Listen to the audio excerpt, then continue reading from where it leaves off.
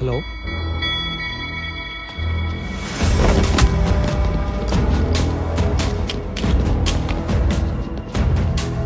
నేను మాట్లాడతానమ్మా, నేను మాట్లాడతాను, ఏం భయపడుకో. సార్, మీ వాళ్ళు ఎవరో మా నాన్నే తీసుకెళ్లారంట. చెప్పాను కదా ముందే, నాకేదన్నా జరిగి నేను ఊరుకున్నా, నా అమ్మాయిలు ఊరుకోరని. అది కాదు సార్, మీరు ఒకసారి చెప్తే. ఎన్నరయ్యా 24 గంటలు పట్టుకొని కలిగితే వింటారా? ఎన్నరో పనికి మాలిన తండ్రిని లైట్ తీసుకుని నా బెయిల్ పని చూడు. కావలసినంత క్యాష్ తీసుకొని ఇమోషన్ తొక్కాయి. సార్, ఏంటి ఆ క్యాష్ ఏదో అన్నారు కదా, ఒకసారి ఫిగర్ ఎంత ఫైనల్ చేసేసి.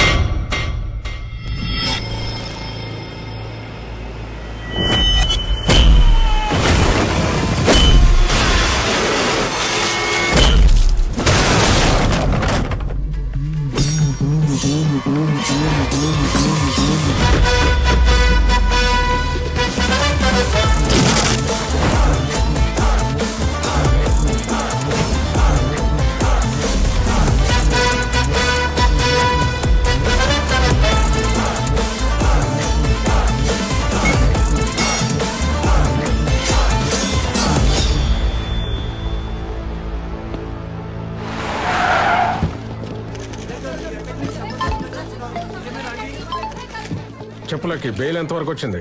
చాలా కష్టం సార్. మీ అభిమానులు చేసిన పనికి మిమ్మల్ని బయటికి తీసుకురావటం ఎవ్వడి వల్ల కాదు.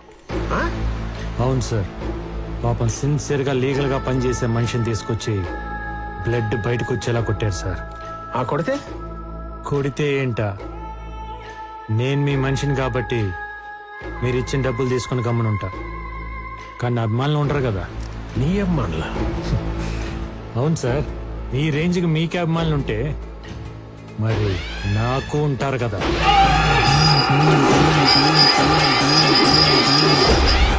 Hard core fans.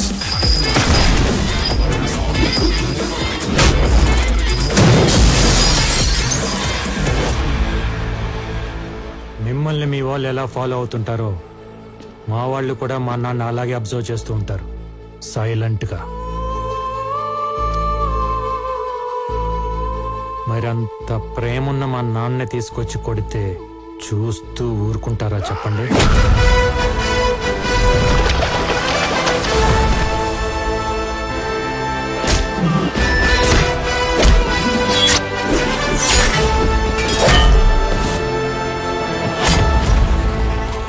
అందులోనూ అభిమానులంటే మీ వాళ్ళలాగా ట్విట్టర్లో ట్వీట్లు వేసుకొని ట్రోల్ చేసుకునే సోషల్ మీడియా బ్యాచ్ కాదు సార్.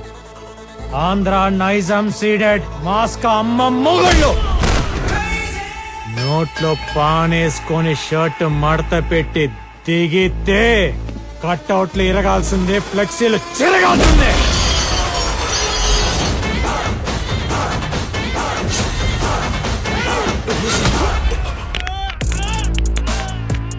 అన్నట్టు మీకు చెప్పడం మర్చిపోయా, నా ఫ్యాన్స్ లో ఒక సైకో నా కొడుకున్నాడు. వాడికి మా నానంటే మరీ పిచ్చి. ఈ లచ్చిగాడి కత్తి పట్టుకొని మా నాన్న పడవటానికి వస్తే వాడిని కొట్టాడు చూడండి.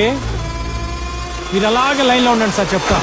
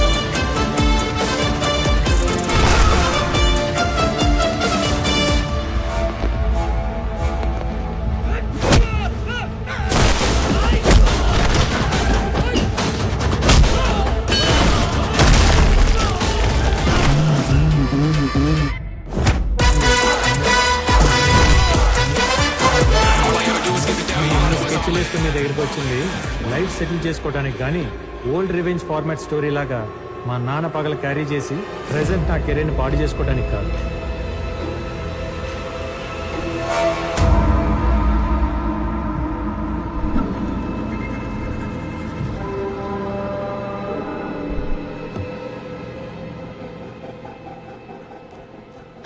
ఏంటి అలా చూస్తున్నావు? వీడికి నాకు ఫ్లాష్ బ్యాక్ లో ఫేస్ టు ఫేస్ ఇంత పరిచయం లేదు, ప్రెసెంట్ లో పగ పుట్టించేంత గొడవలు లేవు. మరి ఇంత రివర్స్ అయ్యాడు ఏంటనా? మీకే కాదు, ఆయనకు కూడా సేమ్ ఫీలింగ్.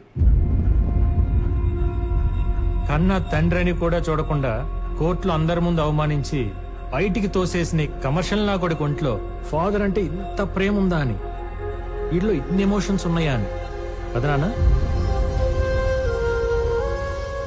నీకో విషయం చెప్పనా, మీ అందరికంటే నాకే ఎమోషన్స్ ఎక్కువ. కానీ అవన్నీ బయటికి కనిపించకుండా పైకి పైసల్ క్యాండిడేట్ లా కవర్ చేసుకుంటూ తిరుగుతుంది ఈ డే కోసమే. ఎందుకో చెప్పనా? ఒక 9 ఏళ్ల కుర్రాడికి వాడి తండ్రి తోడుగా నిలబడి వాడి ఫ్యూచర్ గైడ్ చేయాల్సిన టైంలో వాడి తండ్రిని 10 ఏళ్ల పాటు డిప్రెషన్లోకి పంపించి ఆ పిల్లాడి లైఫ్తో ఆడుకున్నందుకు.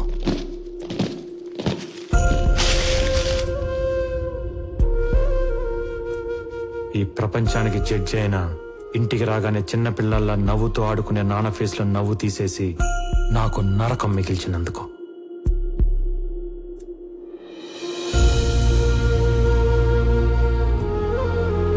రోజు 10 మందికి న్యాయం చేసే మనిషిని కిరాణా షాప్ పెట్టుకొని సామాన్లు మోసుకునే పొజిషన్కి తీసుకొచ్చినందుకు. ఎక్కడికి వెళ్ళినా జడ్జి గారి భారీగా గౌరవించే మా అమ్మని అమూల్య చనిపోయింది మీ ఆయన వల్లనే అంట కదా అని అడిగే ప్రశ్నలకి సమాధానం చెప్పలేక నలుగురిలో అవమానపడిన అమ్మ ఏడుపుకి కారణమైనందుకు.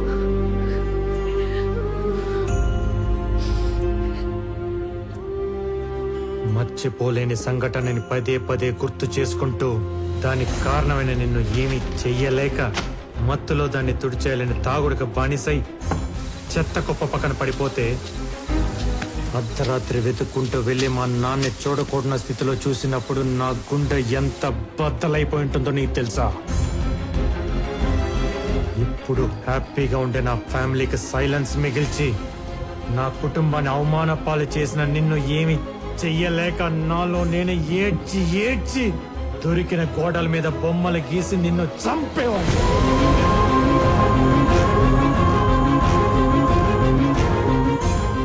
చిన్నతనం గురించి ఎవరికన్నా చెప్పాలంటే కన్నీళ్లు, నిద్రలేని రాత్రులు, ఈ చేత్తో గీసిన చెత్త గీతలు తప్ప ఇంకేం మిగలకుండా చేశావు. స్వీట్ మెమరీగా ఉండాల్సిన నా చైల్డ్హుడ్ ని ఒక పెయిన్ఫుల్ ప్యాథటిక్ స్టోరీగా మార్చేశావు. అందుకే జడ్జి గారు అబ్బాయిగా పుట్టినందుకు చేతికి మట్టి అంటకుండా చంపుదాం అనుకున్నా. టైం కోసం వెయిట్ చేశా. शैला बानो వచ్చింది. अपॉर्चुनिटी फाड़. बोलिए बानो जी, क्या चाहिए आपको इस कमर्शियल आदमी से? मैंने अपने हस्बैंड को मार दिया.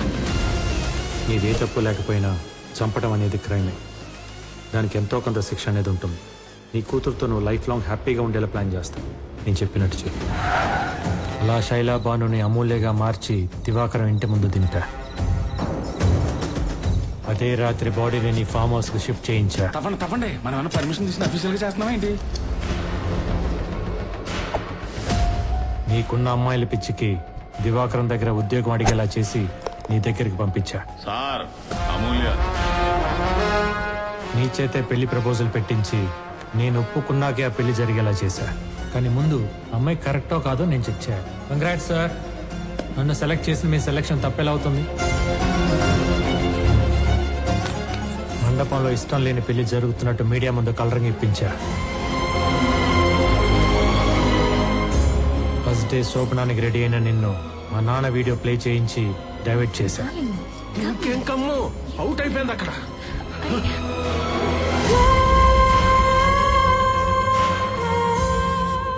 నువ్వు అనుకున్నది యాజ్ టీజ్ గా జరుగుతుంది. 2 minutes లో లైవ్ టెలికాస్ట్. ఈ ప్రమాణ స్వీకారాన్ని నీ పతనానికి ముహూర్తంగా పెట్టి ప్రపంచానికి నిన్ను ఒక హంతకులా పరిచయం చేసి నిన్ను పూర్తిగా కార్నర్ చేశా.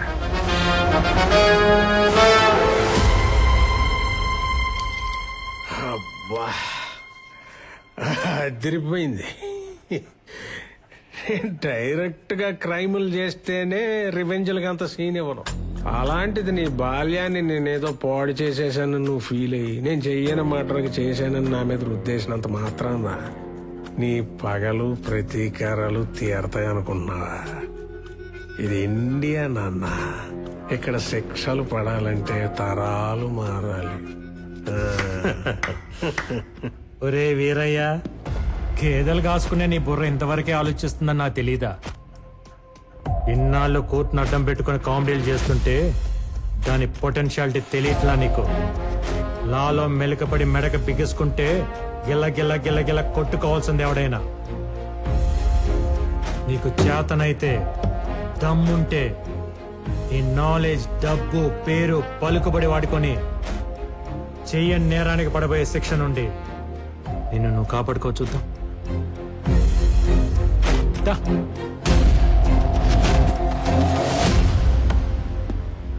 బాగుంది కదా? రెగ్యులర్ రివెంజ్ ఫార్మాట్ లో కొత్త లీగల్ పాయింట్. సమ్మగా ఉంది, మజా వస్తుంది. దా.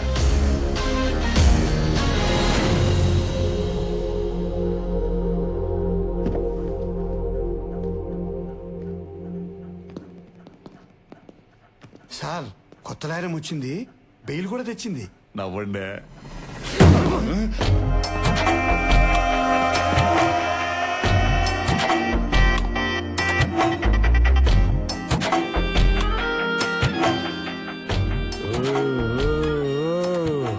ఏందా సౌండ్? మడిసి అన్నాక కుసింత కళ పోసన ఉండాలని డాడీ అంటుండేవారు. లేకపోతే మడిసికి గుడ్డికి తేడా ఎటు ఉంటుందని. ఆయన అన్న ఆ మాటను పట్టుకుని కనపడిన దాన్నల్లా కళాపోషణ చేసి చేసి చివరికి ఒక ఆవిడ పెట్టిన కేసులో ఇరుక్కుని లాయర్ని కలవడానికి వచ్చినాం. ఇప్పుడు ఆవిడనే గెలిగితే ఇలా కూడా మిగలవు సామే. లాయరా?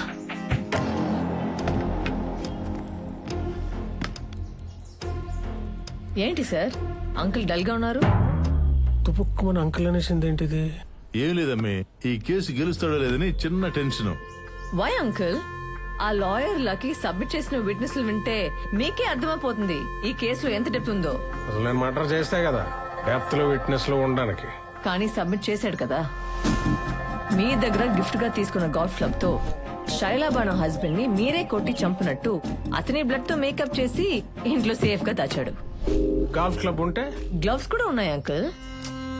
మీరు లంచ్ చేశాక చేతులు తుడుచుకుని పారేసి టిష్యూస్ లాగా మర్డర్ అయ్యాక గ్లవ్స్ ని అక్కడే పాడేసినట్టు ప్రూఫ్ గా పెట్టాడు. పెట్టేస్తే నేను వెళ్ళినట్టు ఉండాలి కదా. దానికి మీ జుట్టు ఉంది కదా అంకుల్, మీ పెళ్లిలో కామెడీగా పీకిన హెయిర్ ని సైడ్ పాకెట్ లో భద్రంగా పెట్టుకుని డెడ్ బాడీ దగ్గర మీ డిఎన్ఏ లాగా డ్రాప్ చేశాడు. చేస్తే అయిపోతా. అవ్వదని తెలిసే మీ దగ్గర లాగిన డైమండ్ రింగ్ ని ఆ శవాన్ని పూడ్చి పెడుతూ పారేసుకున్నట్టు పోలీసులకి దొరికేలాగా చేశాడు. అర్థం కాల. అది అర్థం కావడానికే మీడియాను కూడా లాగాడు. ఇదే ఆ శైలాబాను హౌస్. శైలాబాను వాళ్ళ ఆయన్ని వివేక్ ఎలా చంపాడు మీకు కళ్ళకు కట్టినట్టు నేను చూపిస్తా. Follow me. ఇలా సైలెంట్ గా శైలాబాను ఇంటికి వచ్చి సోఫాలో కూర్చున్న వాళ్ళ ఆయన్ని ఇదే గోల్ఫ్ క్లబ్ తో కొట్టి కొట్టి చంపాడు. ఇలా రక్తపు మడుగులో పడి ఉన్న వాడి శవం. ఎస్, నేనే చంపాను, నేనే చంపాను. చాలా అన్యాయం ఇది. ఇవన్నీ కనపడే విట్నెస్లు అయితే కనపడని ఎవిడెన్స్ ఎవరిదో తెలుసా? ఎవరు? అంజని ఏం చేశారు? కొంపతీసి ఆడంటావా ఏంటి? ఇప్పుడు వేసేసి పిల్లర్లో తోసేసా. ఇది ఎవరి వర్షను? వంశీదా, బాసుదా, లేదా అరవింద్ గారిదా? కాదు, నాది. రే అంజుబాబు, జాగ్రత్తగా బయలుదేరమ్మా. నేను ఫోన్ చేసి చెప్తేనే నా అభిమానులని సజీవ సమాధి చేశారు. నా దగ్గర ఇంకొక వర్షన్ ఉంది, డైరెక్టర్ది. మీరు చేసిన ఫోన్ కరెక్ట్, చెప్పిన మాటలు వాస్తవమే, కానీ అటేపు అంజని కొట్టి చంపలేదు. హలో సార్, వీడు పోయేలా ఉన్నాడు, ఒకసారి మాట్లాడండి. రే అంజుబాబు, జాగ్రత్తగా బయలుదేరమ్మా. నా ఖర్చులతో నా అభిమానులు సపోర్ట్ తీసుకొని నిన్ను సాగనంపుతున్నా. ఆ లక్కకి మీరిచ్చిన విల్లాని, చెక్ ని క్యాష్ చేసి మీ అభిమానులకి పంచి కిడ్నాప్ అయిన క్యాండిడేట్ ని రాజలాగా తీసుకెళ్లిపోయాడు.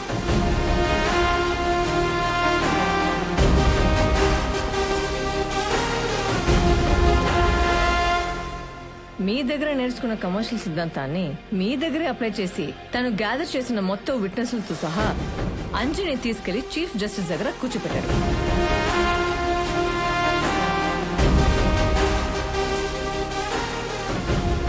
ఒక తండ్రిని గెలిపించడానికి కొడుకుగా ఇదంతా చేసిన ఒక లాయర్ గా లాని కూడా గెలిపించడానికి ఏ లాయర్ కూడా మీ కేసు టేకప్ చేయకుండా ఈ రోజు బార్ కౌన్సిల్లో అతని శైలో రిక్వెస్ట్ చేశాడు. ముఖ్యమంత్రిని కూడా చూడకుండా కేసులు పెట్టి కోర్టుకు ఎక్కించి బోన్లో నిలబెట్టి శిక్షలు వేసిన గొప్ప గొప్ప న్యాయవాదులున్న ఈ దేశంలో కేవలం జీతం మీద జీవితాంతం వాళ్ళు నమ్మిన సిద్ధాంతం కోసం బ్రతికి రిటైర్ అయిన సిన్సియర్ లాయర్స్ ఉన్న ఈ సిస్టమ్ లో రౌడీ వెదవులకు ఆపోనెంట్ గా నిలబడి నడి రోడ్ లో ప్రాణాలు కోల్పోయిన హానెస్ట్ సర్టిఫికేట్స్ ఉన్న ఈ సొసైటీలో కరెన్సీ కక్కుర్తిపడే కమర్షియల్ లాయర్స్ కూడా ఉన్నారనేది నమ్మలేని పచ్చి నిజం. కాబట్టి ఎప్పుడు మనీ కోసమే పనిచేసే మనం అప్పుడప్పుడు మన సాక్షి నమ్మి పనిచేస్తా ఉంటున్నాం. ఒక మర్డర్ చేసి ధైర్యంగా మా లాయర్ చూసుకుంటాడనే స్టేజ్ నుండి ఏ లాయర్కి తెలిసిన తోలు తీస్తాడనేలా మార్పులు తెద్దాం అంటున్నాం. దానికి ఎగ్జాంపుల్ గా వివేక్ కేసును చూపిద్దాం అంటున్నాం. Politicians, business mans Indian judicial system ఒక ఫ్రేమ్ లో బంధించి ఆడిస్తున్న ఈ కమర్షియల్ గేమ్ ని ఇంతటితో ఆపుదాం అంటున్నాం.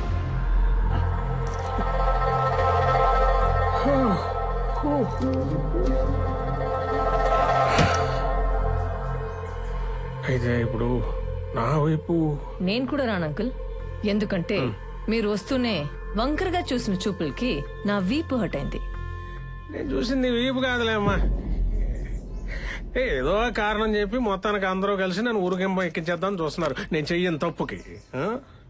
కాదు, చేసిన పాపానికి 25 ఏళ్ల క్రితం వాళ్ళ నాన్న వేయాల్సిన 6 నెలల జైలు శిక్ష అవన్నీ కలిపి క్యాల్కులేట్ చేసి ఇంట్రెస్ట్ తో పాటు ఇప్పుడు ఊరిగా మారింది. ఒక ఆడపిల్ల ఉసురు తగిలితే ఎంతటి మొగాడైనా మట్టిలో కలిసిపోవాల్సిందే అని కాలం ఎంచుకున్న కథ ఇది.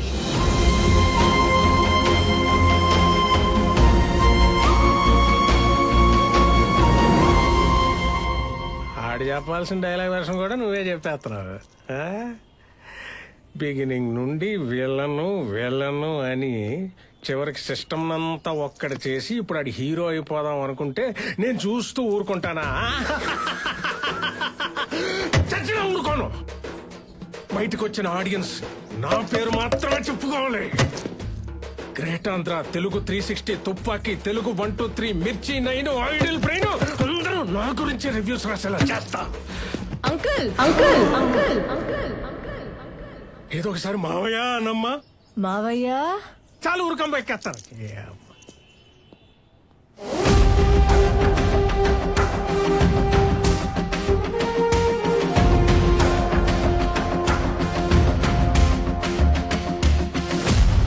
మిస్టర్ వివేక్, ఆవిడ వైపున ఆర్గ్యుమెంట్స్, విట్నెసెస్, ప్రూఫ్స్ చాలా బలంగా ఉన్నాయి. మీ తరఫున ఏమైనా ఆర్గ్యుమెంట్స్ ఉంటే please proceed with your lawyers. లాయర్లే ఉంటే నాకు ఈ ఆయాసం ఎందుకండి? అయినా మీరంతా కలిసి ఓ దేవుణ్ణి మంచోడని చెప్పాలా ఏంటి? మీరంతా జస్ట్ నేను సృష్టించిన సమస్త జీవకోటిలో చిన్న పురుగులు. ఇంతకాలం నేను దేవదూతనే అనుకున్నా, కానీ ఇప్పుడే తెలిసింది నేను డైరెక్ట్ గా దేవుణ్ణని, కారణ జన్ముణ్ణని. చూశారుగా నా వెనకాల ఎల్లో లైటు, ఆ ఆరా.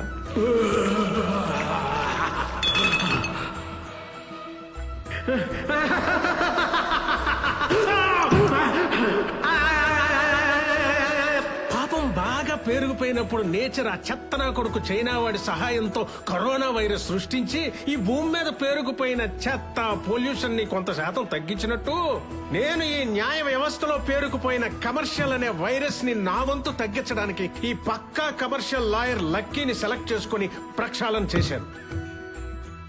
ఈ భూమి మీద నా అవతారాన్ని చాలించాల్సిన సమయం ఆసన్నమైంది. ఇక మీరు లేట్ చేయకుండా ఊరో వేసేసి నన్ను ఈ మానవ జన్మ నుంచి విముక్తి చేసేయండి.